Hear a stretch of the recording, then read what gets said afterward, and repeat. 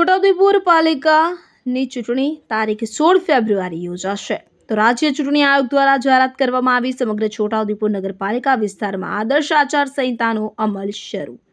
છોટાઉદેપુર નગરપાલિકામાં 7 વોર્ડ આવેલા છે કે જેમાં એક વોર્ડ પૈકી 4 સભ્યો આમ કુલ 28 સભ્યો દ્વારા બોર્ડની રચના થાય છે કે જેની 5 વર્ષની મુદત પૂર્ણ થતા હાલ વહીવટી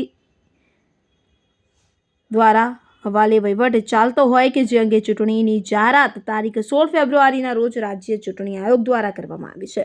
ચૂંટણીની તારીખ નક્કી થતાં સમગ્ર છોટાઉદેપુર જિલ્લાના રાજકારણમાં ભારે ગરમાવો આવી ગયો છે અને ચૂંટણી લડવા ઈચ્છુક ભાવિ ઉમેદવારોમાં દોડાદોડ વધી ગઈ છે, જ્યારે ઘણા સમયથી જોવાતી રાહનો આખરે અંત આવ્યો છે।